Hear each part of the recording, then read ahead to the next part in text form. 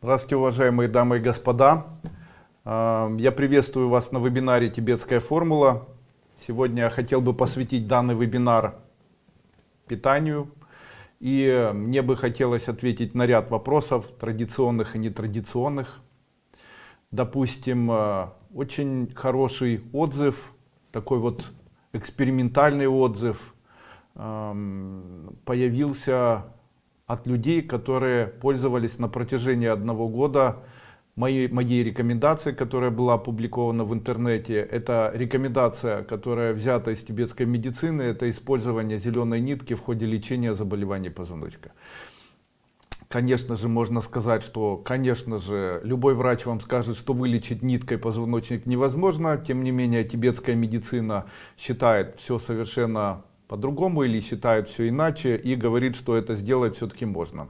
Ну и тут вот ряд таких механизмов или нюансов. Вот можно ли какие-либо органы полечить еще с помощью нитки, каким образом это необходимо или можно сделать, и что может человеку помочь. Итак, допустим, хотелось бы дать некоторые вот знания, которые посвящено вот этой технологии лечения нитками. Также мне хотелось бы сегодня дать вам идеи питания, которые есть в механизме тибетской медицины. Механизм тибетской медицины очень необычный, и мне бы хотелось сказать, что я не претендую на то, чтобы это было панацеей от заболеваний. В случае, если вы болеете, в случае, если у вас есть возможность обратиться к врачу, обязательно это делайте.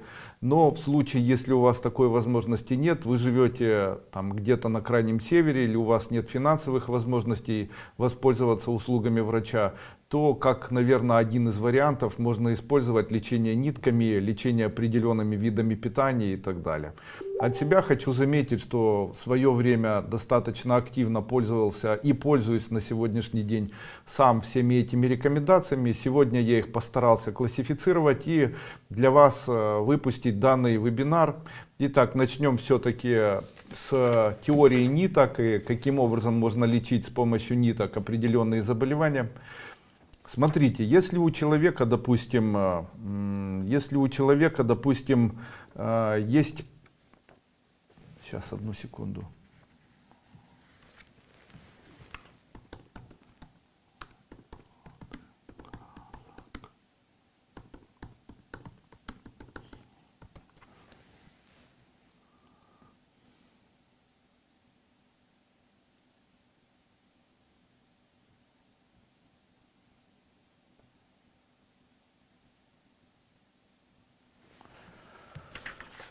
Если у человека есть определенные заболевания, сегодня я о них буду говорить, то какими ниточками можно полечить, как лечат ниточками, это обвязывают ниточки вокруг больного органа. Помните, я говорил, что в случае, если у человека есть заболевание, допустим, заболевание позвоночника, то достаточно обвязать вокруг живота зеленой нитью и носить эту зеленую нить какое-то время, чтобы заболевания позвоночника исчезли.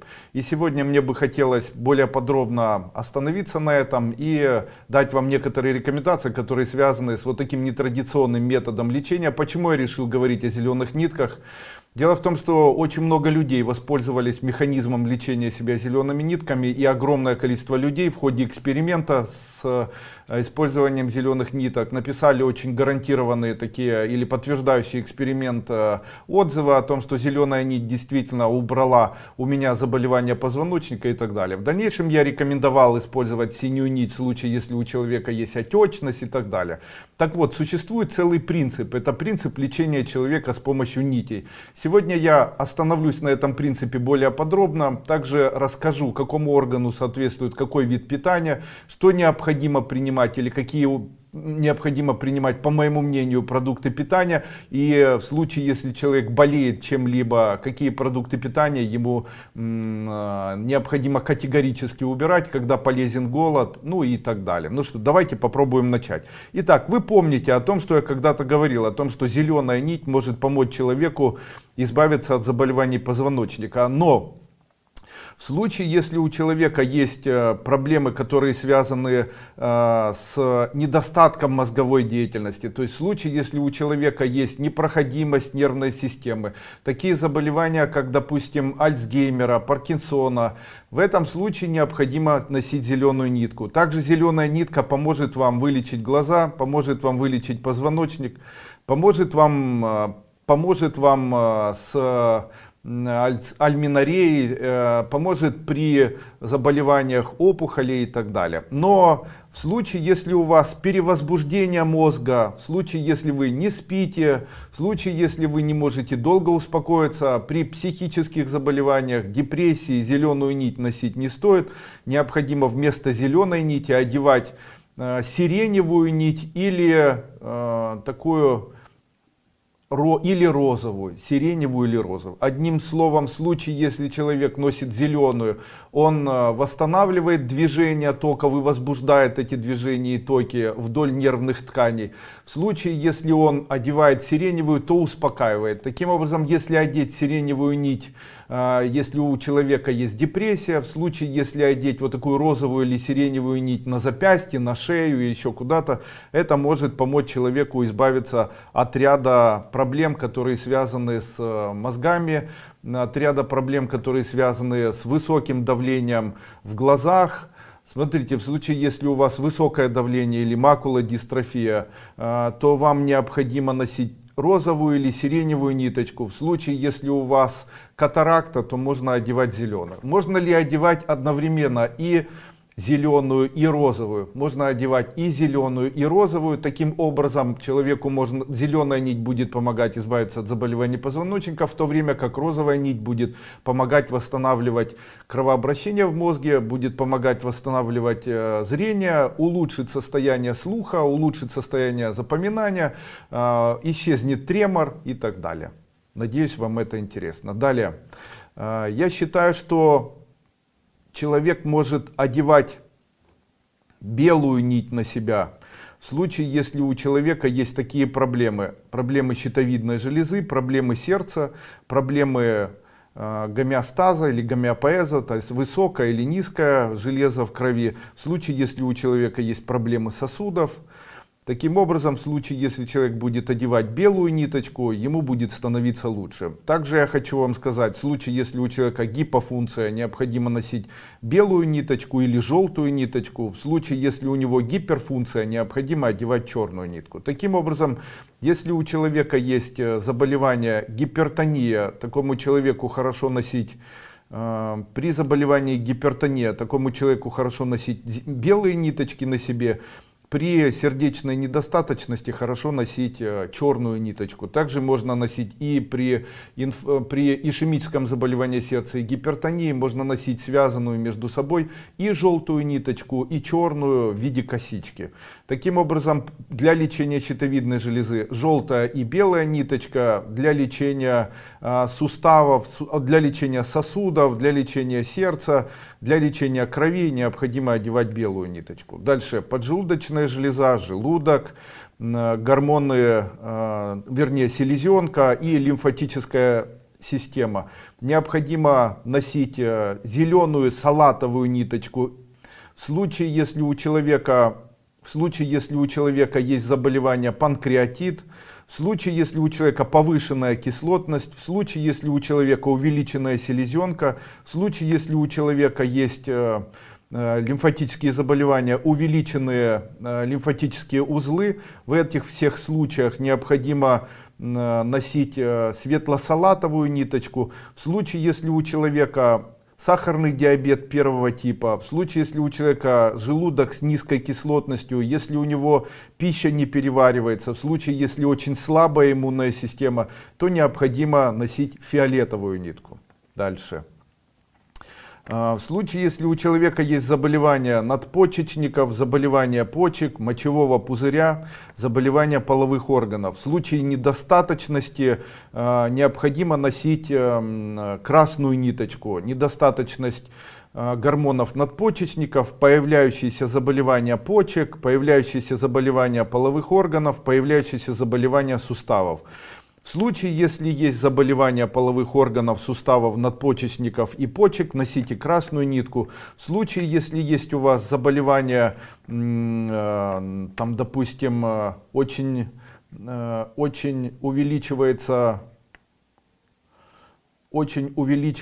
в объеме жидкость в ногах.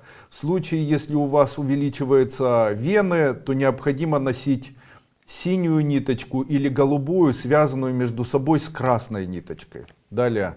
В случае, если у вас есть проблемы половых органов, печени, желчи, желчного пузыря, также вен и мышц, вам необходимо носить желтую ниточку. В случае, если у вас есть недостаточность в печени, в случае, если печень увеличена, есть жировой гепатоз, в случае, если у вас желчь не отделяется, в случае, если у вас там недостаточно работают хорошо мышцы, в случае, если есть мышечная ригидность, то неусвоение белка происходит, то вам необходимо одевать вместе с желтой ниткой темно-синюю. Также вся система, допустим, система половых органов, гормонов половых органов, печени, желчи, вен, мышц и желчного пузыря, это две ниточки, желто-синяя, связанная между собой в косичку.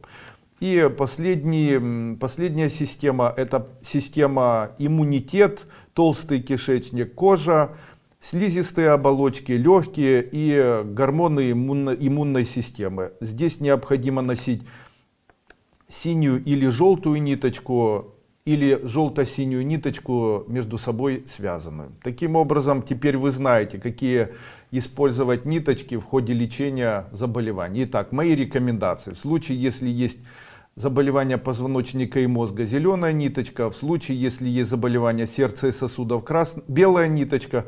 В случае, если есть заболевание поджелудочной железы, желудка, селезенки и лимфатической системы, фиолетовая ниточка. В случае, если есть заболевание почек, мочевого пузыря, надпочечников, костей и половых органов, красную ниточку. В случае, если есть проблемы половых органов, печени, желчного пузыря, вен, мышц и самой печени,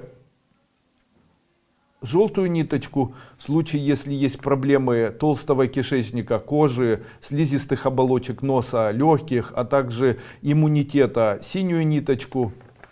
Ну вот где-то так. Далее. Плохо? Да. В заднем кармане.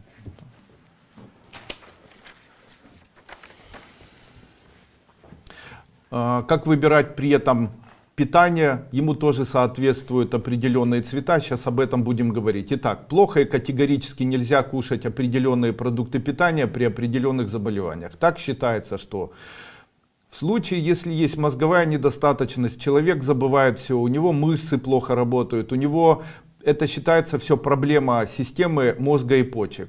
Таким образом, считается в тибетской медицине, что именно белки создают переизбыток кислот, и такое заболевание лечат ощелачиванием. Что это такое, дальше буду говорить. Также убирают белки абсолютно, то есть человек, который болеет мозгом, то есть человек, у которого есть проблемы мозга, в виде, допустим, заболевания Альцгеймера, Паркинсона. Также есть заболевания почек, есть заболевания артрит, подагрический артрит, есть заболевание общая усталость, человек теряет память, у него постоянно болят суставы, теряется сила, он не может поднимать ноги, ему категорически необходимо убрать из рациона питания по возможности любую белковую пищу. Второе. Сердце и печень – это заболевания, которые тоже объединены, и считается, что человек, у которого есть проблемы сердца и печени, должен максимально устранять употребление углеводов, доводя их до минимума, потому что углеводы, по мнению тибетской медицины, создают переизбыток горячей энергии в митохондриях, накапливают жир, и лечить необходимо человека холодной и очень горькой пищей. Сейчас к этому придем. Также необходимо устранять употребление углеводов максимально. Далее, селезенка и легкие. Считается, что если человек болеет заболеванием селезенки и легких, человеку максимально нужно убирать или устранять жиры, потому что считается, что жиры, употребляемые, создают переизбыток холодной слизи, затрудняют движение токов, лечат это горячей, острыми специями, горячей пищей. Пища, которая может помочь человеку выздороветь, если ее есть, определяется по цвету или цвету плодов. Таким образом, говорят, что в случае, если у человека есть заболевания позвоночника, мозга, глаз, щитовидной, позвоночника, глаз, нервной системы, переизбытка нервов, в случае, если человек страдает при этом потерей памяти, у него теряется зрение, то этому человеку необходимо как можно больше принимать плодов, у которых есть цвет зеленый. Это киви, это может быть зеленый виноград, это может быть, что там у нас зеленое есть, это могут быть капуста, это может быть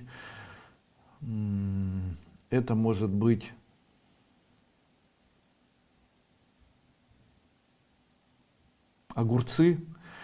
Таким образом, полечить позвоночник, мозг, глаза, гипофиз, нервную систему человеку можно в случае, если он будет принимать крыжовник, киви, зеленую капусту, огурцы. Вот такие плоды смогут помочь человеку избавиться от заболевания. Каким образом это принимается? То есть человек на протяжении дня старается как можно больше употреблять продуктов зеленого цвета, при этом старается не уменьшить количество употребляемых белков, при этом старается максимально ввести в рацион питания именно вот такие продукты питания. Перейдем к сердцу, крови поджелудочной, к сердцу, крови, щитовидной железе и сосудам, которые находятся в нашем теле.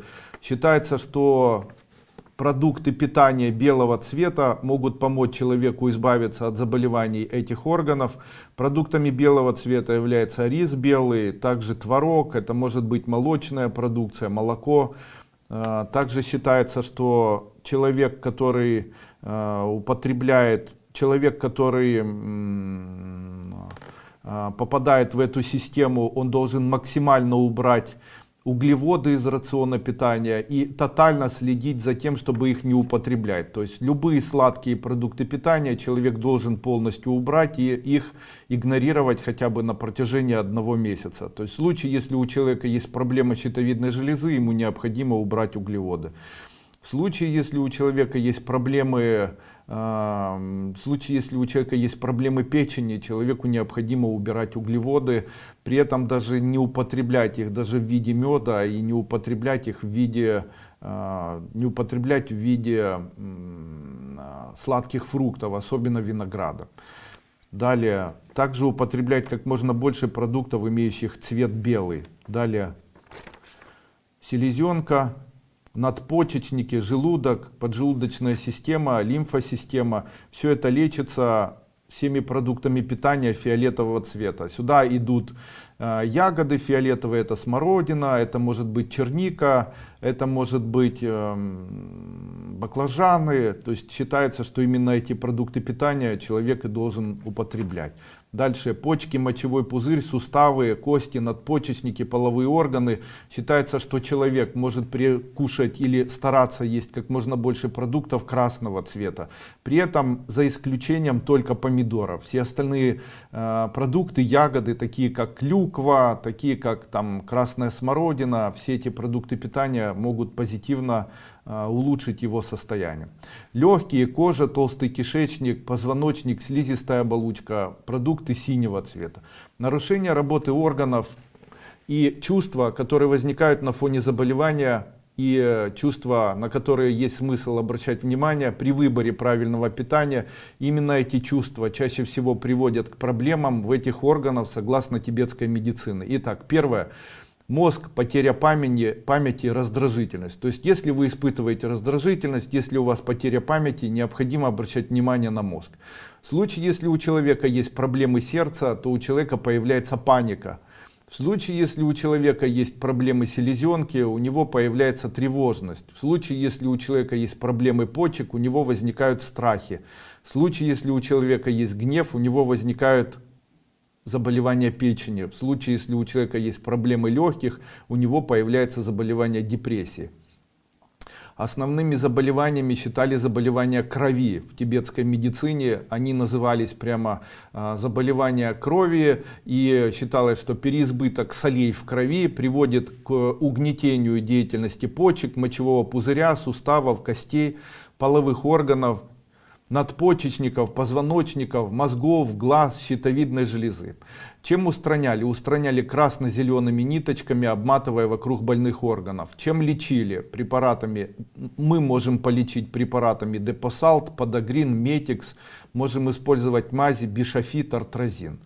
Второе. Переизбыток углеводов лечили горечами, которые вводили в рацион питания. То есть горькие специи, горькие продукты. То есть, допустим, это выглядело так. У человека больная печень, то ему вводили полынь в рацион питания.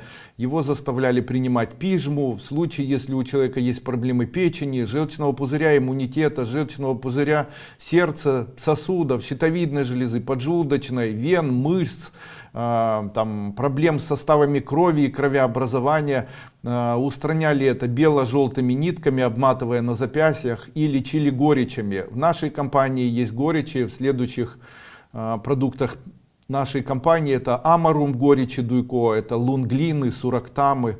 Дальше переизбыток жиров, который приводил к заболеваниям легких, лечился заболеваний легким, позвоночника, толстого кишечника, хрящей иммунитета, селезенки, желудка, поджелудочной железы, надпочечников и лимфосистемы. Устраняли фиолетово-синими нитками, лечили острыми вкусами, пекучими кислыми ягодами, кислотами, имбирем. Принимали препараты на основе железняка, принимали каолин, каменное масло, маточное молочко, гармоникс, это в нашей препарате. Дополнительное очищение крови можно использовать в нашей компании препарат Гемартан. Для дополнительного очищения лимфатической системы препарат Лимфонорм. Для дополнительных препаратов от хламидиоза использовать Прокмарти Альбикам. И устранять глистов из организма. Это препараты противоглистные нашей компании Популин, Гельминфит и Роагула. Очень часто люди спрашивают меня: Андрей Андреевич, дайте какую-нибудь очень простую рекомендацию. Андрей Андреевич, я очень страдаю заболеваниями, допустим, первое попавшееся, высокий холестерин. Андрей Андреевич, чем убрать высокий холестерин, потому что у меня очень поднимается, ничего не могу с этим сделать. На одном из своих семинаров я говорил, что высокий холестерин это скорее всего производное заболевание, связанного с артритом, ревматоидным артритом, полиартритом, возможно с аутоиммунными процессами, такими как развитие заболевания склеродермия, волчанка и так далее. Таким образом, обращать внимание необходимо на S-реактивный белок, антистриптолизин и так далее. В случае, если нет такой возможности, то лечить вот такие заболевания возможно. Каким образом? Я считаю, что прямо сейчас, летом, когда началось лето, мы можем убрать у себя высокий холестерин, можем убрать заболевания желчного пузыря, можем убрать заболевания сосудов, можем убрать заболевания сердца, щитовидной железы, гипертонического заболевания, крови, можем убрать заболевания поджелудочной железы. И это все у нас находится прямо возле нас, возле наших рук. Каким образом? Когда очень жарко, одевайте на себя кепочку или шапочку и выходите к можжевелу или к можжевеловому дереву какому-нибудь, и рядом с ним находясь дышите глубоко вот этим воздухом. Такой воздух сможет помочь вам избавиться от заболеваний высокого холестерина. Это тотально проверено. Высокий холестерин убирается в случае, если человек дышит фитосапонинами, которые выделяет дерево можжевельник. Лучше всего можжевельник, на втором месте дуб, на третьем месте уже все остальные деревья, но все-таки на первое, если ставить друг за другом, на первом месте это можжевельник, на втором месте дуб, на третьем месте береза, на четвертом месте ива плакучая, и уже дальше идет там ель и так далее. Кстати, с елью, с еловыми лесами не все так просто. Дело в том, что ель выделяет еще вещество, которое называется терпентиновая живица. Это вещество в высокой концентрации, особенно когда очень жарко, может негативно влиять на состояние сердца. У человека может тромбироваться сосуды, также могут негативно влиять на состояние легких. Именно поэтому в день такого массированного жара или когда очень жарко на улице, гулять по лесу чрезвычайно тяжело, как бы появляется ощущение, как будто нечем дышать, а у людей, страдающих гипертоническим заболеванием сердца, может от этого подниматься давление. Чего никогда не произойдет в случае, если человек гуляет по можжевеловой роще или березовой роще или дубовой роще. В этих местах у человека не поднимается давление. Именно поэтому в случае, если вы теперь будете это знать и подходить немножечко по-другому к этому, вы сможете заметно улучшить свое состояние. Но гулять в хвойном лесу хорошо для тех людей, у кого есть заболевания почек. Это улучшает состояние почек, так как терпентиновая живица лечит почки, может помочь справиться с заболеваниями артрит, ревматоидный артрит, полиартрит, помочь восстановить опорно-двигательную и костную систему, поможет как раз гуляние вот в таком лесу. Единственное, что обращайте внимание на свое состояние легких, в случае, если у человека есть проблемы легких, туберкулез, в случае, если у человека есть заболевание, сердца, если у человека есть гипертоническое заболевание сердца, щитовидной железы, там, допустим, непроходимость сосудов, окклюзии сосудов, стеноз, то ни в коем случае, или есть проблемы сердечные какие-либо, то таким людям в момент того, когда жарко и температура окружающей среды достигает больше 25 градусов, в этот момент посещать лес, особенно хвойный, не стоит, так как это может негативно сказаться на общее здоровье. А вот березовую рощу, можжевеловую рощу, дубовую рощу посещать хорошо. Надеюсь, мой рассказ или моя идея была для вас интересной. Я надеюсь, вы в дальнейшем сможете это пересмотреть в более таком медленном темпе и выписать для себя все, что вам необходимо.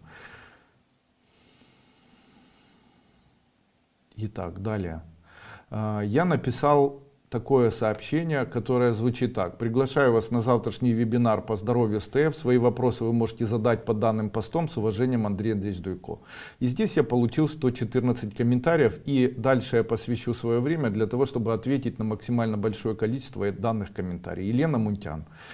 Добрый день, Андрей Андреевич. Скажите, пожалуйста, как долго можно принимать матрикс-ном и женское здоровье? Можно принимать 2-3 месяца. Также хочу сказать, что одним из таких, наверное, удивительных средств, которые могут помочь при женском здоровье женщине, является домашнее средство, которое называется лук. Итак, в случае, если взять шелуху лука, заваривать шелуху лука 1 столовая ложка на 1 стакан кипятка и принимать вот такую шелуху лука по полстакана 2 раза в день, то это устраняет следующие заболевания. Устраняет альменорею, то есть в случае, если у женщины есть нарушение цикла, то восстанавливает такой цикл. Второе, в случае, если спринцеваться таким составом, то устраняет такое тяжелое заболевание, как поражение эндометрия, общий там эндометриоз. То есть можно полечить эндометриоз, но я рекомендую использовать следующий состав. Допустим, вы заварили 1 столовая ложка на 1 стакан кипятка шелухи лука, после чего, когда она настоялась, необходимо брать 1 столовую ложку данного раствора на 1 стакан теплой воды и добавлять туда по 2 капли ароматических масел, аниса, нероли, жасмина и чайного дерева, и вагинально спринцеваться можно 2 раза в день. В случае, если при этом появляется вагинальное выделение, можно использовать свечу, допустим, там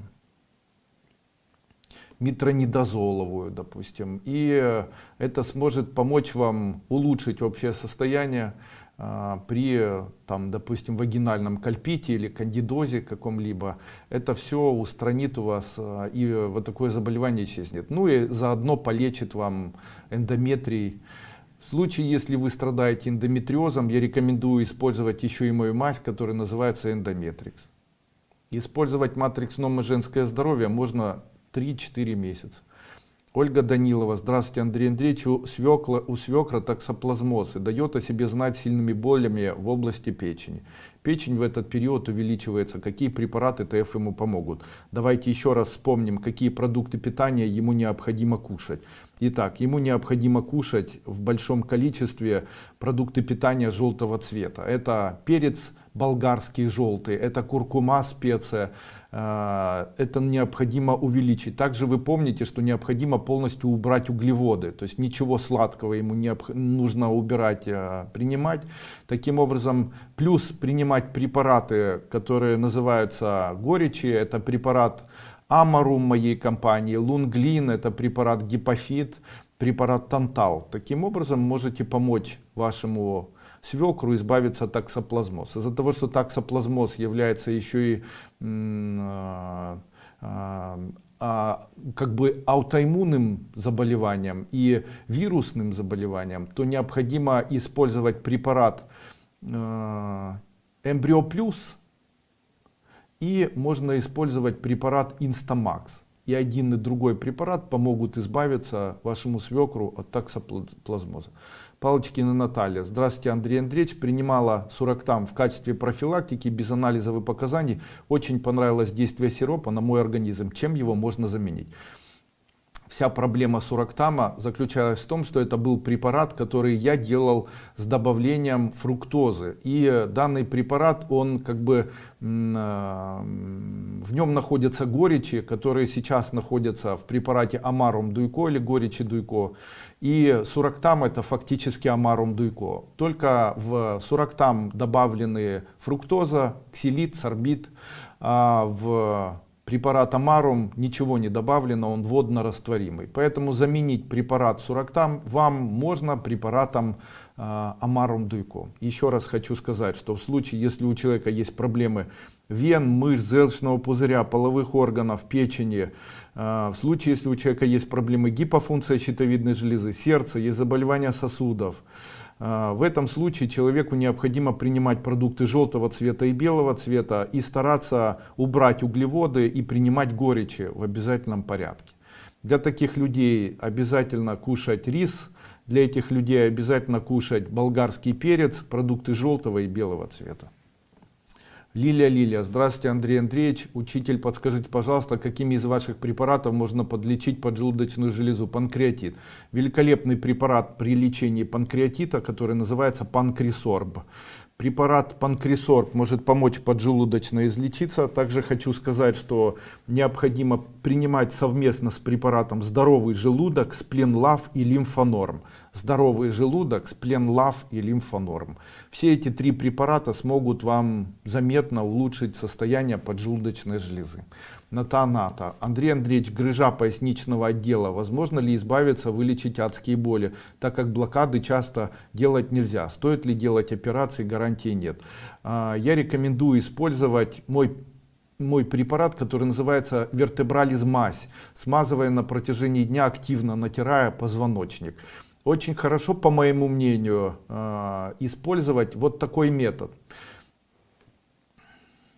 Он не традиционный, но, по моему мнению, очень эффективный. Необходимо взять и выбрать, необходимо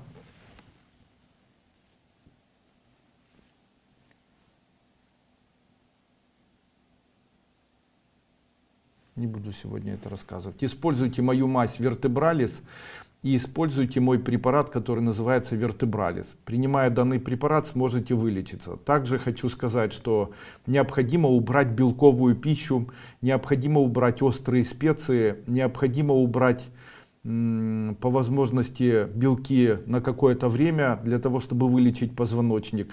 Также необходимо увеличить количество употребления таких продуктов питания с цветом зеленым и с цветом красным. Это могут быть ягоды красные, такие как там поричка, это могут быть огурцы, это может быть киви. Это все в комплексе сможет вам помочь. Также как можно больше ешьте сливочного натурального масла вместе с медом. Можно их даже смешать и принимать. Сам позвоночник хорошо натирать свиным салом при этом. Это все очень нетрадиционно, но при этом потрясающе эффективно. За последний месяц 2 раза так сводила ногу, что не могла ступить по 2 дня. Дикая боль в мышцах, по анализам здорово. Спорт есть в жизни, но без фанатизма. У моей мамы похожее есть, но у нее варикозное расширение вен. А у меня все нормально. С чего можно начинать ситуации? Смотрите. Вены и мышцы, они всегда связаны у нас с печенью и желчным пузырем. И они у нас связаны и с половыми органами, и с печенью, с желчным пузырем, с самой желчью. И лечить необходимо путем устранения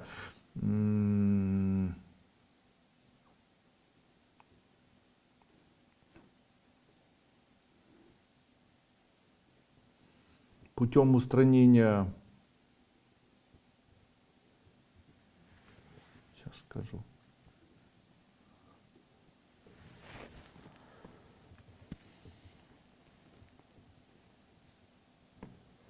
Путем устранения жира употребляемого.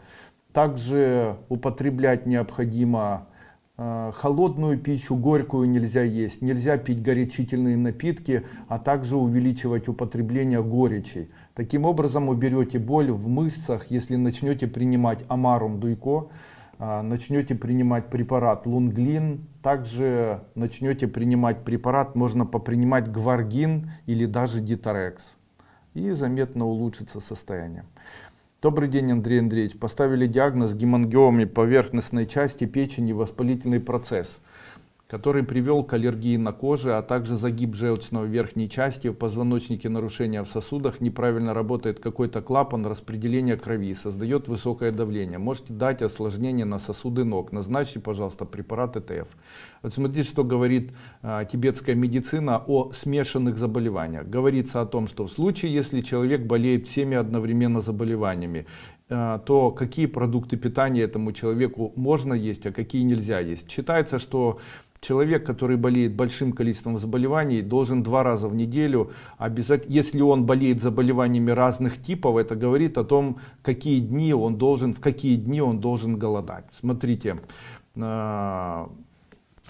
считается, что мозг это понедельник, вторник это сердце, среда это селезенка, четверг это почки, пятница это печень и суббота это легкие. Итак, мозг это понедельник, вторник сердце, среда это селезенка, почки это, сейчас я для себя напишу, понедельник.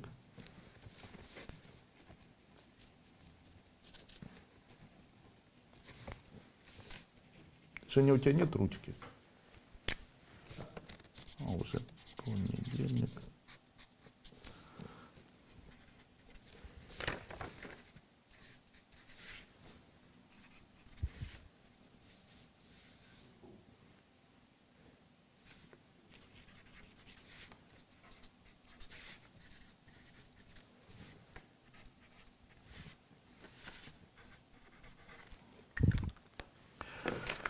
Считается, что в случае, если человек болеет каким-либо заболеванием, он должен голодать в этот день, когда у него есть это, или которое соответствует данному заболеванию, и выглядит это так. Ну вот, допустим, поставили диагноз гемангиомы по поверхностной части печени. Печень соответствует пятнице. Вот в пятницу вы должны голодать. Также есть заболевания кожи. Кожа относится к толстому кишечнику и относится к легким. Поэтому вам нужно голодать пятницу и субботу. Дальше не работает какой-то клапан распределения крови, создает высокое давление. Высокое давление создается, когда человек, у него есть проблемы сердца. Таким образом, у вас есть 3 дня, когда вам необходимо ограничивать себя в питании. Можно кушать только те продукты питания, которые имеют соответствующий цвет. Таким образом, можно сказать, что с вашими заболеваниями вам необходимо голодать в субботу, во вторник и в пятницу. В субботу при этом принимать продукты синего цвета, во вторник принимать продукты белого цвета и голодать в пятницу, принимая продукты желтого цвета. То есть вы делаете субботу голодание синее, во вторник делаете голодание белое и в пятницу делаете голодание желтое. При этом делаете это на протяжении хотя бы 3-4 месяцев, вы избавитесь, как ни странно, от всех заболеваний. Основным вашим заболеванием, которое делает или которое создает все остальные заболевания, это заболевание сердца и заболевание вашей печени. Таким образом, вам необходимо начинать лечение с лечения печени. Начинайте принимать препараты Амарум Дуйко, начинайте принимать препарат Гваргин, Рутин, Гваргин, принимайте препараты D3 йод,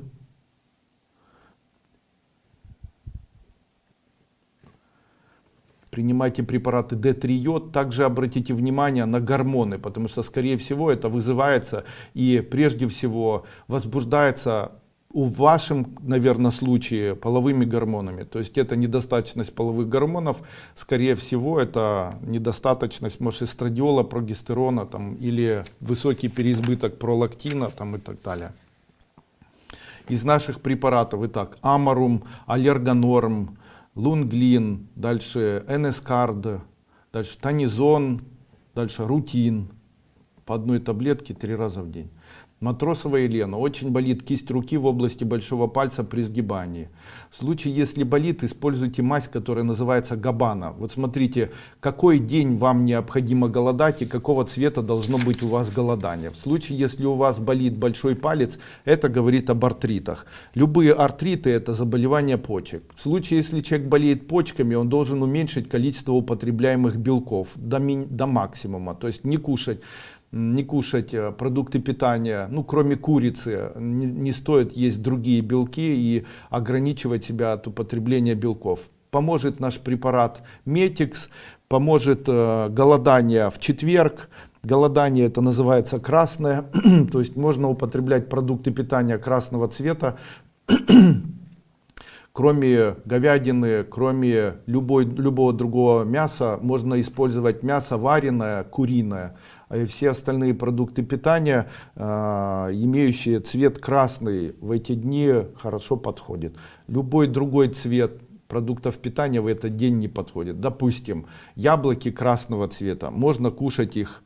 Арбузы можно кушать, дальше там красный виноград можно кушать, а вот другие продукты питания нельзя. При этом в случае, если очень болит, то делайте сухое голодание в четверг. Смазывайте при этом мазью Габана. Не принимайте Метикс, мазь Габана, используйте Артридикс. Дальше, дочери 5 лет, внучки совершенно не набирает вес 10 килограмм. Сейчас обошли всех врачей. Что необходимо делать? В случае, если ребенок не набирает вес, это говорит о том, что его движение идет не по часовой стрелке по левой стороне, а против часовой стрелки идет. И что необходимо делать? Такой человек должен употреблять, прежде всего обращать внимание на употребление препаратов для печени. Это препарат Гепакс по 1 чайной ложке на стакан воды 2 раза в день. И препарат Гормонорм, потому что это сбой работы всех гормонов. Щитовидной железы, тимуса, половых органов, надпочечников и так далее. Все это необходимо гармонизировать по принципу Гормонорма. Принимайте Гормонорм по 2 таблетки 2 раза в день. Принимайте препарат Гепакс 1 чайная ложка на стакан воды 1 раз в день. И еще для пожилой мамы: годами не спит, худеет, при этом очень хороший аппетит, заранее спасибо. Аналогично, пусть принимает Гормонорм, пускай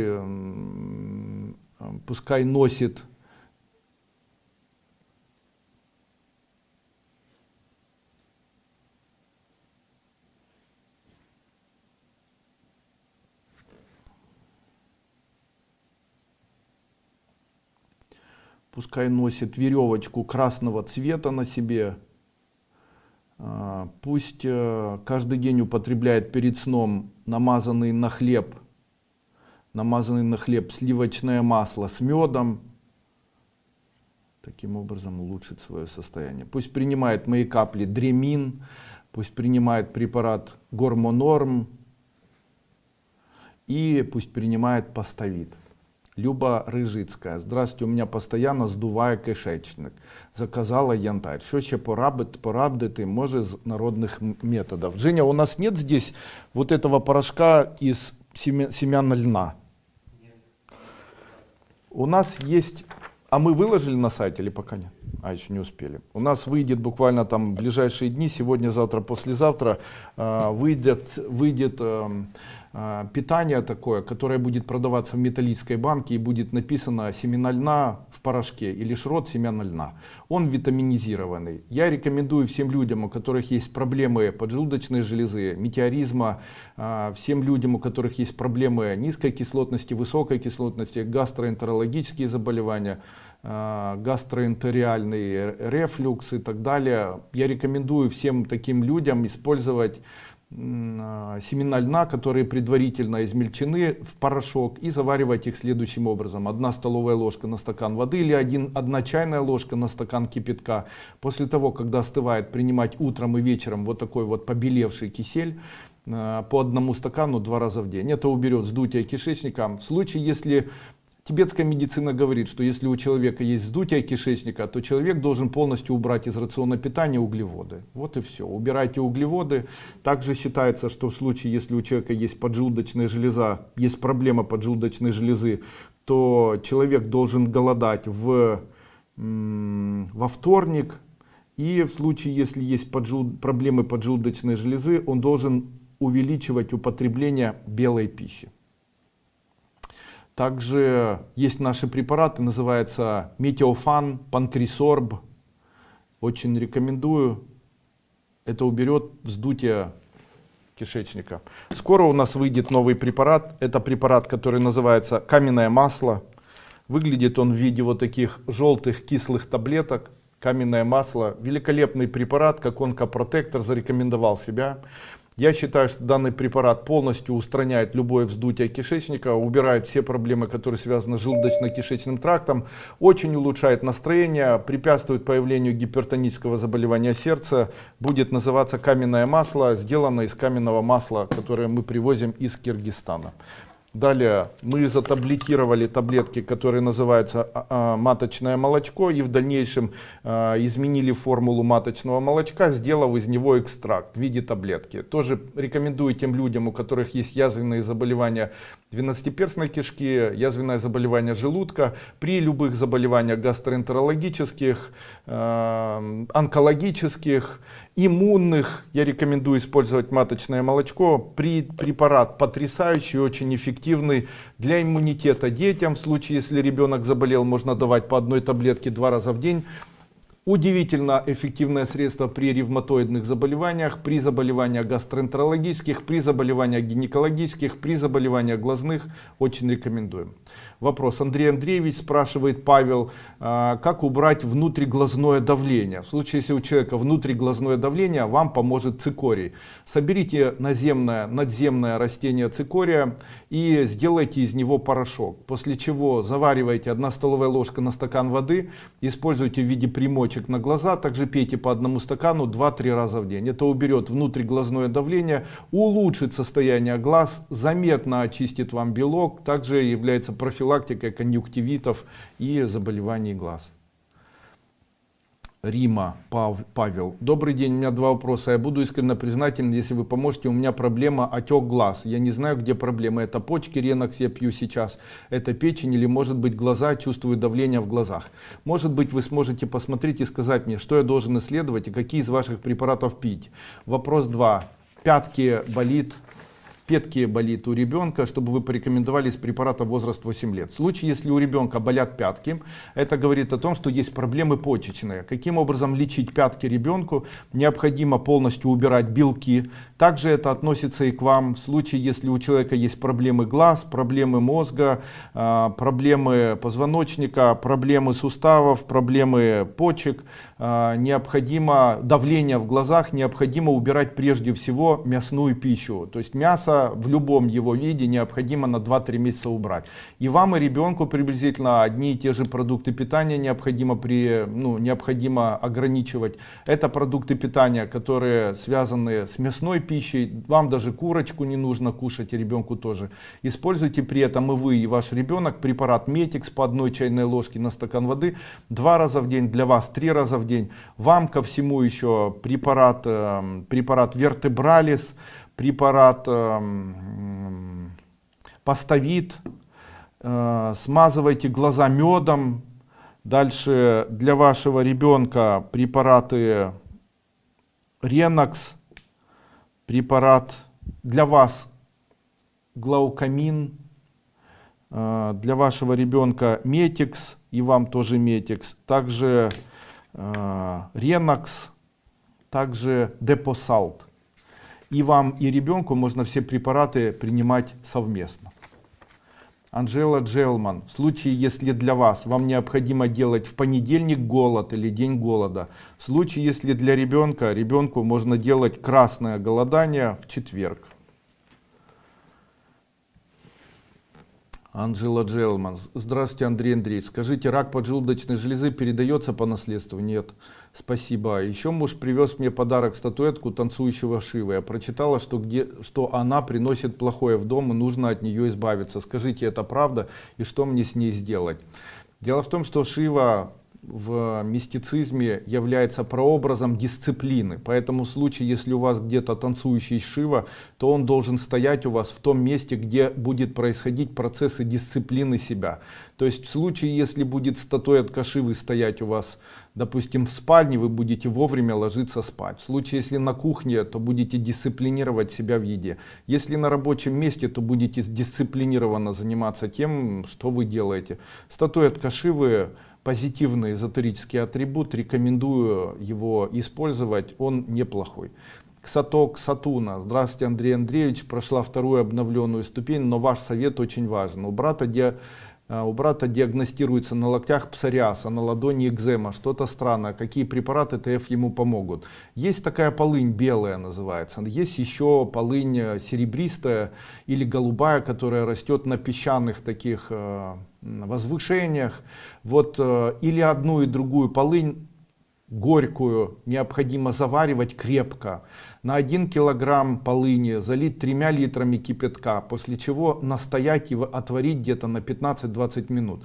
После чего еще и уварить так, чтобы она уменьшилась в объеме. Вернее, отцедить сначала, убрать листья, после чего оставшееся, все, что осталось, уварить, чтобы она была более концентрирована. Вот такую примочку делать и на места экземы, и на места псориаза.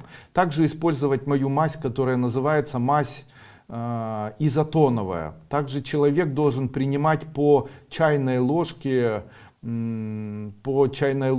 порошка полыни, смешанного напополам с содой. Можно смешать полынь с содой напополам и принимать не по чайной ложке, а по четверть чайной ложки 2 раза в день. Из моих препаратов в моей компании я рекомендую использовать препараты следующие. Это препарат Instamax, это препарат Demilon, это препарат Embryo Plus. Дальше Амарум и Сера. Амарум и Сера. Лилия Ярулина.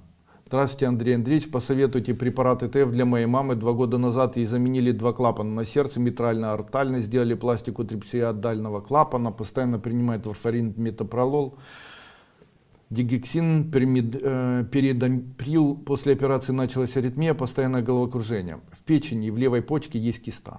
Страдает бессонницей, от малейшей физической нагрузки болит спина. У нее еще хронический панкреатит, гепатоз печени. Как можно помочь маме препаратами ТФ? Как эзотерически избавиться от головокружения? Спину мазали мазью вертебралис, варикоз на ногах мазью вариковазин. Месяц носила голубую веревочки на шее для улучшения сосудов. Что можно еще принимать моей маме из ТФ?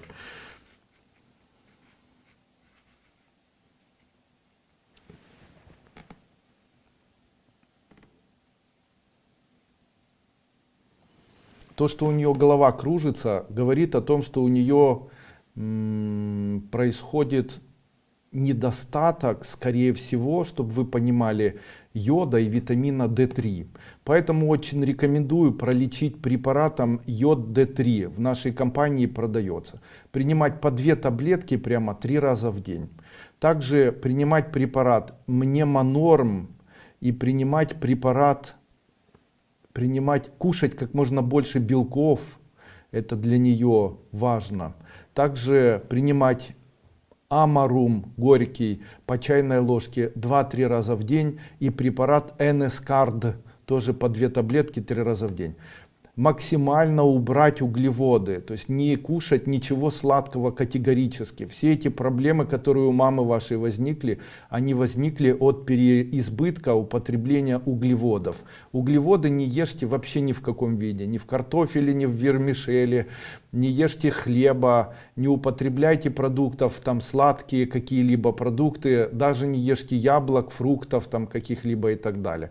Принимайте исключительно продукты, вот белки, для нее рацион питания может быть, это продукты питания, допустим, ягоды, это может быть там мясо куриное или говядина, это может быть молочные продукты, для нее это подходит, это может быть желтый перец и салат из желтого перца, или это специя куркума для нее хорошо. Это несоленые там брынза, это продукты питания, которые имеют вкус горький, это имбирь, рис, кашки. Также хорошо принимать препарат рутин, вот амарум, рутин и так далее. D3 йод обязательно. Это уберет у нее головокружение. Валентина Козырева. Здравствуйте, Андрей Андреевич. Маме 80 лет, есть зуд на одной ноге и отток. Может уксус правильно делать или надо другой народный способ лечить? Уксус не уберет. Скорее всего, уксус только ухудшит ваше состояние. Чем же можно полечить? Дайте народный способ. Ну, из народных способов это цветы каштана. Но для нее это не подойдет, потому что цветов каштана уже нет, где вы их сейчас наберете, непонятно. Какие есть способы помочь? Итак, первое, необходимо убрать употребление углеводов тотально, то есть чтобы не было углеводов вообще. Второе, начните ногу смазывать солью, сделайте ропу из соли, смачивайте салфетку, накладывайте на ногу, натирайте ногу красной тряпкой. Третье, обязательно начните принимать мои препараты. Первое, это глюконорм. Второй препарат рутин по 2 таблетки 3 раза в день. Смазывайте, также принимайте гликоцитрохромин и антилипоевая кислота, тоже по 2 таблетки 3 раза в день. Если появятся язвочки, то используйте мазь антитроф, которая устранит такие язвы.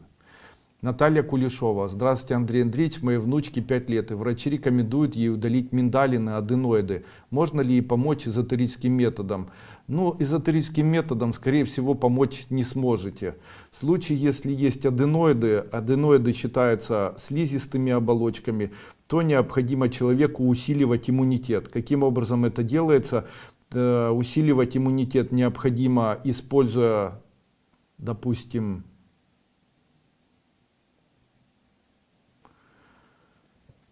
там сейчас черника будет, вот много черники есть, черной смородины. Также необходимо обращать внимание на толстый кишечник, восстанавливать работу толстого кишечника. Каким образом это делается? Принимать необходимо препараты Прокшалан, Эмбрио Плюс, делать ингаляции с моим спреем, который называется эмбриональный или эмбрионазин. Далее возьмите укроп. Сделайте из семян укропа порошок. 1 чайная ложка порошка укропа на 1 стакан холодной водой. Размешивайте и пейте по 1 стакану 1 раз в день. Если это делать на протяжении 1-2 месяцев, то полипы, миндалины и аденоиды исчезнут. Людмила Ященко. У меня на левой руке гигрома в области запястья, где пульс. Когда нагрузка на руку, то болит, но терпимо. Увеличивается в размере, удалять ее или может другим способом избавиться. Один из самых лучших способов избавиться от липом, гигром, это использование полынного веника. Возьмите полынь, желательно такую седую, серебристую, возьмите, сделайте из нее такой веничек плотненький, пойдите в баню и натрите этой полынью вот эти места, а также попарьтесь и вот эти места, где у вас есть липомы и новообразования, вот этим веником полупите по этому месту. Также можно разжевывать прямо полынь и накладывать сверху разжеванную, смешанную со слюной полынь на места, где появляется вот такая гигрома. Из наших препаратов очень хорошо поможет мазь, которая называется Насья, ей смазывать. Также мазь, которая называется у нас серой, эта мазь называется Габана. Да. Людмила Ященко, у меня на левой ответил. Татьяна Бондаренко, попсуй. Здравствуйте, как хорошо, что вы снова в прямом эфире. У меня вопрос. Поставили диагноз дисплазия. Сложная шейка матки. Можно лечить вашими препаратами или соглашаться на операцию? Можно попробовать полечить моими препаратами. Я сегодня рассказывал, лечить необходимо как эндометриоз. Лечить необходимо как эндометриоз, при этом очень хорошо начинать лечить с препарата. Первое Метикс, второе Матрикс Норм, третье женское здоровье. По 2 таблетки 3 раза в день. Помните, я говорил, заваривать лук, добавлять по каплям ароматические масла, делать спринцевание 2 раза в день, а также пить вот такой заваренный лук 2 раза в день. Таким образом уберете свою проблему, и вот такой проблемы с дисплазией не будет. Юлия Глухманюк. Муж с 20 лет мучается высыпанием на коже, похожие прыщики. Ни соскобы, ни консилиумы врачей кожевен-диспансера не смогли определить, что это. В области гениталий, на локтях и так далее. Вот уже 30 лет самостоятельно борется, прижигает мазями, смирился, просто принял. На мой вид как бородавки. У вас всегда есть ответы на все вопросы. Все такие новообразования лечатся горечами.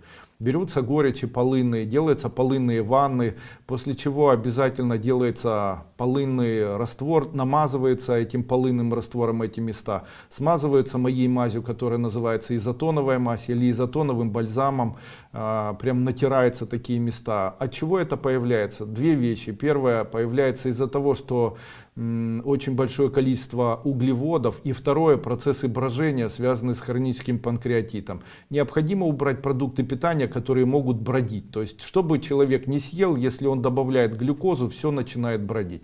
Для такого человека очень правильно убрать продукты питания, которые сделаны в ходе брожения, то есть это кефиры, это возможно молоко, оно может сбраживаться, это может быть брынза, это салаты сложные, которые могут дображивать в кишечнике. Это в случае, если салаты ест, то не запивать ничем сладким, полностью убрать из рациона питания любую сладкую пищу. Ни в коем случае не пить квас, кефир и все продукты питания, которые могут гипотетически сбродиться, нужно убрать. Принимать необходимо те продукты питания, которые могут гнить, то есть, грубо принимать необходимо то, что не может забродить, а может сгнить. То есть это, допустим, мясо, это, допустим, там хлеб, это может быть там вермишель, я не знаю, что такое. Но по идее углеводы максимально нужно убирать из рациона питания. Ни в коем случае картофель, ни в коем случае вермишель, наверное, не нужно. Можно кушать там кашу, допустим, плов, там мясо, кушать зеленые огурцы, так чтобы они шли отдельно. Можно принимать там сливочное масло, увеличивать количество употребления соленой пищи, можно красную икру, можно сливочное масло с хлебом, с черным хлебом, не пшеничным. Ну вот где-то так.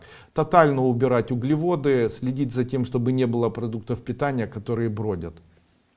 Таким образом это все исчезнет. Смазывать. Можно попробовать принимать полынь с содой напополам смешанные по четверть чайной ложки 2 раза в день из моих препаратов моей компании Мази Изотон, а также препарат серы по чайной ложке или даже по столовой ложке 2 или даже 3 раза в день. Ольга Данилова, у дочери 9 лет, на спине родинка, а вокруг белое пятно. Что это может быть? Какие препараты ТФ порекомендуете? Это у нее диспигментация происходит. А почему она у нее такого вида? Потому что она ее, скорее всего, содрала. В этом ничего страшного нет. Что необходимо сделать? Необходимо тоже принимать препараты, которые связаны с печенью. Это препараты, первое, Гепакс, 1 чайная ложка на стакан воды, желательно 2 раза в день. Убрать по возможности препаратами, убрать по возможности сладкую пищу, максимально убирать сладкую пищу. Дальше увеличить употребление белков. Дальше применять препарат Амарум, принимать препарат Лунглин, принимать препарат Гепофит. Это и балодерма. Это все уберет. Можно смазывать мазью изотоновой. Ксатуна. Здравствуйте, дочери 14 лет. Диагноз миопия или дистрофия сетчатки. Не могу определить диагноз. Купила препараты от дистрофии. Сейчас поменяли диагноз. Какие препараты купить? Принимайте препараты следующие. Принимайте препарат Поставит Сирантал, Мнемонорм. Делайте однодневное голодание в понедельник. Также принимайте препараты Эмбрио Плюс, Гормонорм, Демилон. Все принимайте по 2 таблетки и устраните данную проблему. По 1 таблетке 2 раза в день устраните. Какой у нее диагноз? Это все диагноз дистрофия сетчатки. Есть такое. Миопия, дистрофия сетчатки. Это все идет на фоне. Почему это все возникает? Появляется сначала заболевание легких. Появляется оно на фоне заболеваний толстого кишечника, после чего вирусного заболевания, снижение иммунитета. Все это в дальнейшем начинает воздействовать на позвоночник, проникает в мозг, создает проблемы слабости глаз, создает проблемы, связанные с нервной системой, плюс переизбыток стрессовых ситуаций, плюс она обучается и так далее. Поэтому и необходимо лечить следующим образом. Принимать Гормонорм, принимать препарат для толстого кишечника Эмбрио Плюс, принимать препарат иммунный, это иммунный для легких, это Демилон, успокаивать нервную деятельность препаратом Поставит и Сирантал. Можно еще принимать для позвоночника препарат Вертебралис, потому что следующей ее проблемой после 14 лет будет, скорее всего, проблема позвоночника.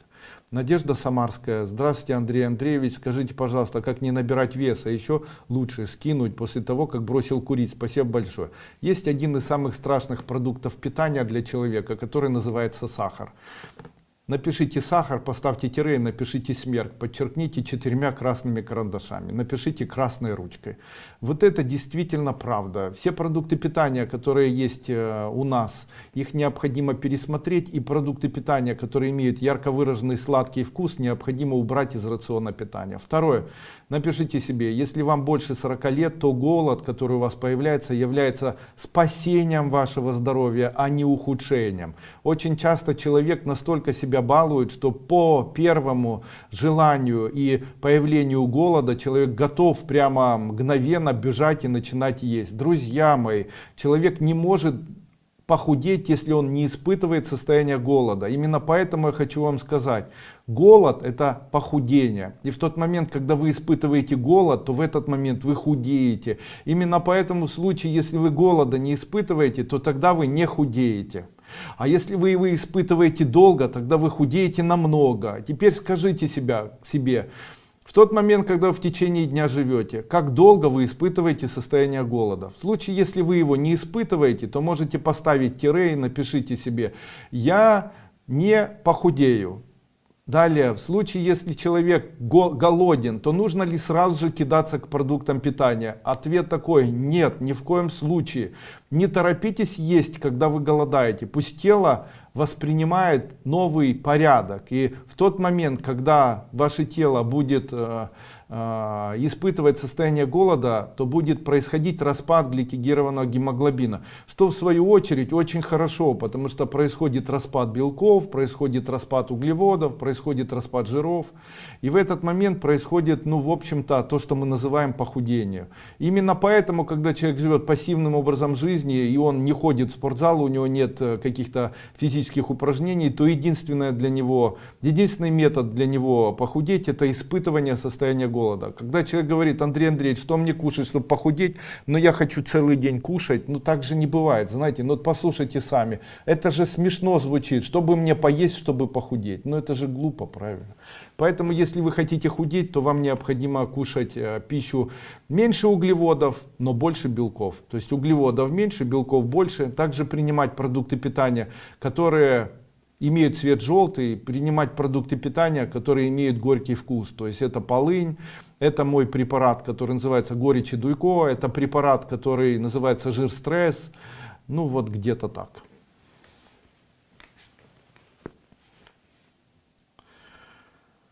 Юлия Миленько или Миленько. Вопрос по ребенку малышке 2 года. Появляется после ношения в закрытой обуви прыщики на пальчиках, потом лопают. Результат — воспаленная кожа. Дерматолог поставит диагноз грибок, но его лечение не дало результатов. Чем помочь ребенку?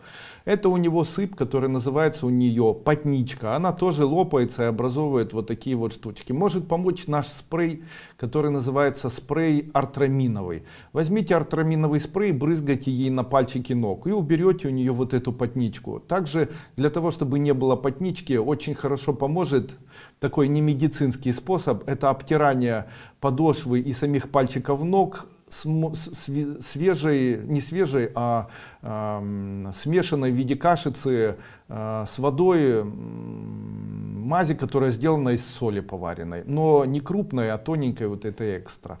Возьмите соль экстра, смешайте с водой и добавьте небольшое количество соды и смывайте ножки ребенку вот такой вот содой с солью 1-2 раза в день. Это уберет у нее появление потничек. Вообще, почему появляются потнички? А вы знаете, что это первые признаки недостаточности йод-содержащих продуктов питания в рационе питания ребенка. Именно поэтому необходимо увеличить употребление витаминов D3 или D2. Как сделать для себя витамины D2 в домашних условиях, как вообще найти витамин D3, D2 и D1 в домашних условиях. Первое. Возьмите сливочное масло, желательно натуральное, оно имеет огромное количество полезных свойств. Возьмите такое натуральное масло и выставьте его так, чтобы на него попадали прямые солнечные лучи. Пусть оно стоит на протяжении дня. Или возьмите настоящее коровье молоко и поставьте такой стакан под солнцем. На протяжении 1-2 часов под солнцем в таком молоке появляется самый настоящий витамин D3. Это улучшает настроение человека, убирает заболевания ступней, убирает вот такие плохой запах от ступней, лечит заболевания ног. Также такой препарат может помочь полечить сердце, снизит гипертоническое заболевание сердца, улучшит состав крови, полечит сосуды, улучшит состояние поджелудочной железы и так далее. Прямо вот очень-очень рекомендую. Великолепное, потрясающее средство наполнения молочных продуктов витамином D3.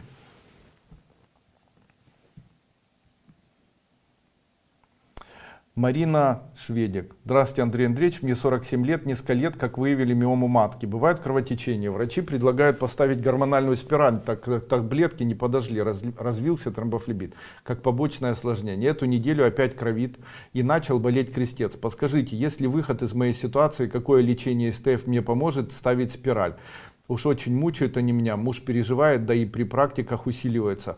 Вот такие маточные кровотечения на фоне матки, на фоне миомы необходимо прямо 100% лечить путем убирания матки.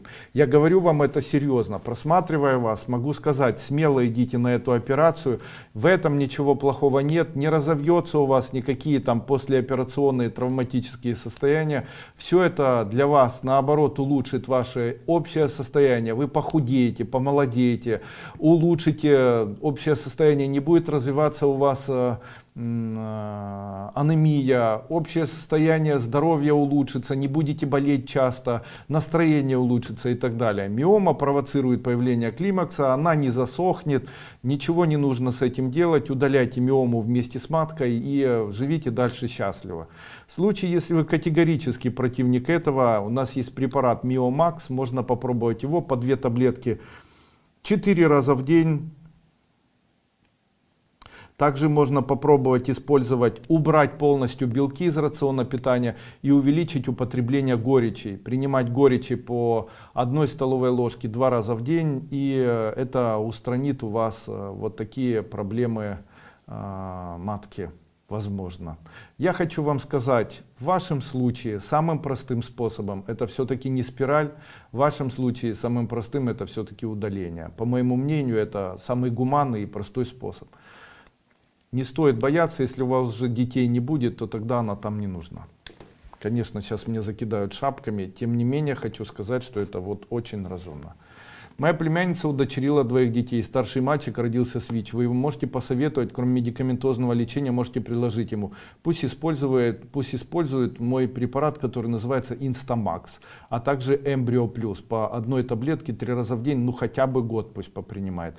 Ему 11 лет. Мама заботится о них так же, как даже не смогла бы родная. Девочке 9 лет, она психически больная, слышит голоса, как бес вселился, очень хочется помочь, также эзотерически. Используйте апсантин препарат по 2 таблетки 3 раза в день. Используйте препарат Embryo Plus, также Кобальт. Давайте мой препарат Кобальт по столовой ложке 3 раза в день. И препарат Селен тоже давайте по столовой ложке 3 раза в день. Можно медицинский. Как помогать себе, чтобы меньше реагировать на смену погоды или с возрастом там кости ломят, головные боли? Уберите белки из рациона питания на 1-2 месяца, и вот такие проблемы реакции на смену погоды исчезнут. Также попринимайте препарат Метикс по чайной ложке 3 раза в день, Ренокс, также Мнемонорм и Гваргин. Ольга Васильева, у меня миома большая, скажите, стоит пробовать убрать препарат АМИТЭФ или делать операцию? В вашем случае необходимо делать операцию. Здравствуйте, Андрей Андреевич, у сына дерматит на лице и шее, периодически появляющийся. Все обследования, анализы в пределах нормы. Где искать причину, подскажите, пожалуйста. Причина кроется в печени. Лечить необходимо препаратом Амарум, также препаратом Сера, смазывать изотоновым бальзамом, также принимать полыни с содой, как я говорил, по 1/4 чайной ложки 2 раза в день. И уберете данную проблему. Я надеюсь, сегодняшний вебинар вам понравился. Все вопросы вы можете задавать под моим видео, оставляя эти вопросы под данным видео. Обязательно подписывайтесь на мой канал. В случае, если вам ранее помогли зеленая нитка или какие-либо мои рекомендации, то оставьте под моим видео данные ваши успехи в виде рекомендаций для тех людей, кто будет в дальнейшем использовать такие рекомендации. Также хочу сказать вам, что я хочу прямо сегодня разыграть 10 призов. Эти 10 призов — это мои препараты, которые называются... Одна бутылочка будет у нас препарата Instamax. И вторая бутылочка будет у нас препарата, давайте так, препарата Instamax и препарата Embryo Plus. Итак, одна бутылочка, сегодня очень много говорил о препарате Metix и о препарате Amarum. Давайте препарат Amarum горечь и дуйко и препарат Metix 10 победителям.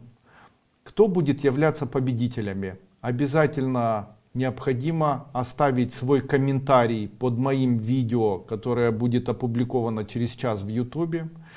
Я выберу, также возьмите, скопируйте данное видео и разместите его на своей странице в Facebook, ВКонтакте, Одноклассниках или в любой социальной сети. Особо активных я обязательно выделю и в ходе жребия для особо активных людей разыграю приз и объявлю его на следующем вебинаре во вторник, который пройдет на следующей неделе. Награжу 10 победителей вот данными препаратами. Теперь каждый вторник я буду проводить вот такие розыгрыши. Также оставляйте свои комментарии под моими видео в YouTube. Также хочу вам сказать, что буду благодарен, если будете размещать свои успехи и свои комментарии на моем официальном сайте компании Тибетская формула aduiko.com под препаратами, которые вам помогли. Пусть это помогает всем остальным людям, которые будут прикасаться к традиционной медицине, которая считается нашей медициной нетрадиционной. Я считаю, что наша медицина традиционная, она считается для меня это все-таки такая, наверное, научная медицина, и, наверное, традиционная это все-таки медицина народная, в ходе которой используется лечение лекарственными растениями и так далее. Почему я это говорю? Обращаю внимание, вот когда езжу на машине, на большое количество растений лекарственных, которые растут рядом с дворами тех людей, которые живут. Недавно буквально общался с человеком, у него перед входом в его двор растет пустырник. Я ему говорю: у вас кто-нибудь болеет гипертоническим заболеванием сердца? Он говорит: у нас все болеют. Я говорю, вот смотри, у тебя пустырник, и вот этот пустырник, если его насушить и позаваривать по чайной ложке на стакан воды, может вылечить у тебя заболевание. И хожу у него по двору, а у него во дворе растут вот разные растения, и они в большинстве своем лекарственные. Я говорю, хочешь, я угадаю, чем вы болеете? Он говорит, да. Я говорю, вот дети болеют, скорее всего, респираторными легочными заболеваниями. Он говорит, да. И кто-то болеет аллергией, сын болеет аллергией. А еще у кого-то есть проблемы с женскими органами и вообще проблемы с половыми органами. Да, у меня простатита у моей жены. Вот. И я говорю, ты представляешь, эти все растения, которыми можно тебя полечить, они все растут в твоем саду. Ты просто их не знаешь и, скорее всего, просто высапываешь. Именно поэтому всегда я думаю о том, что Бог благословляет людей, помогая людям выздоравливать. В этом году весной было огромное количество чистотела, который вырос в огромном просто количестве. И этот чистотел, наверное, было вот таким благословением людей, потому что чистотел может лечить в виде квасцов от заболеваний артритов, от заболеваний гайморитов, там, от всех заболеваний. В случае, если сжигать чистотел и и сухой чистотел сжигать, и смолу, не смолу, а пепел, который образовывается, разводить с водой и принимать, то вылечивает заболевания артритов, заболевания кишечника, убирает у человека заболевания там, полипы и так далее. Одним словом, те заболевания, которыми в большинстве своем болеют люди. Чистотел лечит еще и онкологические новообразования, устраняет опухоли и так далее. Одним словом, видите, Бог людей любит, Он дает им большое количество растений. Природа любит людей, она помогает им, стараясь максимально прям под нос подсунуть те растения, которые могут максимально помочь человеку выздороветь. И для тех людей, которые живут, обычно растения, которые могут им помочь, находятся прямо под их ногами. Также хотел бы вам показать еще. Женя, принеси мне чай матча. Женя. Нет, уже нет.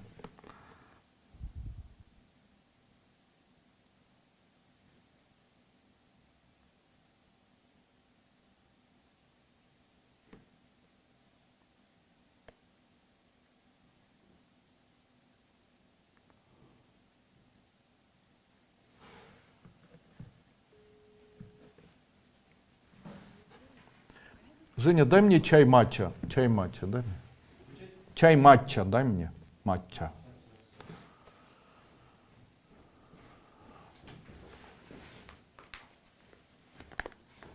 Хочу еще показать, что мы начали выпускать чай матчу тибетской формулы. И выглядит это вот в таком пакетике. Их будет несколько видов. Чай матча зеленый, чай матча красный, чай матча фиолетовый и чай матча синий. То есть мы будем выпускать разного вида чаи матча. Также нам в дальнейшем необходимы люди, которые будут распространять на территории Украины данный продукт. И мне бы хотелось, чтобы такие люди написали под данным видео, что я хочу распространять данный продукт, какие условия. Я готов с вами обсудить условия распространения и продажи, то есть сделать, помочь вам стать нашим торговым агентом по распространению чая матча. Чай матча — это первый элемент в ходе изготовления новых альтернативных продуктов питания. В дальнейшем мы будем выпускать вот такие чипсы, которые по вкусу как зефир, но сделаны они из обычного банана. Но если откусить и разжевать, ощущение такое, как будто ты ешь настоящий зефир. Это видоизмененные структурные бананы, которые очень полезны для тех, у кого есть проблемы, связанные с кишечником, проблемы, связанные с дефекацией, проблемы с запорами. Вот такие бананчики без крахмала, как я и называю, и углеводов, могут помочь человеку с высоким содержанием клетчатки, могут помочь человеку заметно улучшить свое состояние перистальтики кишечника, ну и как следствие улучшить состояние сердца, снизить холестерин, улучшить состояние сосудов. Огромное количество продуктов питания я собираюсь выпустить на протяжении этого года. Это и специальные сбалансированные супы сухие, это специальные сбалансированные соки, которые будут продаваться в сухом виде, это чаи, которые можно заваривать, которые все абсолютно витаминизированные, с высоким содержанием аминокислот, с высоким содержанием минералов и витаминов. Одним словом, Все для того, чтобы помочь человеку экологично жить, быть здоровым, быть веселым и чувствовать себя хорошо. Еще раз большое спасибо за участие. До свидания. С вами был Андрей Дуйко. Все вопросы, которые у вас возникают в дальнейшем, направляйте операторам на моем официальном сайте aduiko.com. Они ответят. В случае, если ответить они не смогут, вы можете все равно обратиться к ним. Они свяжутся со мной, и я помогу подобрать для вас правильный курс ваш.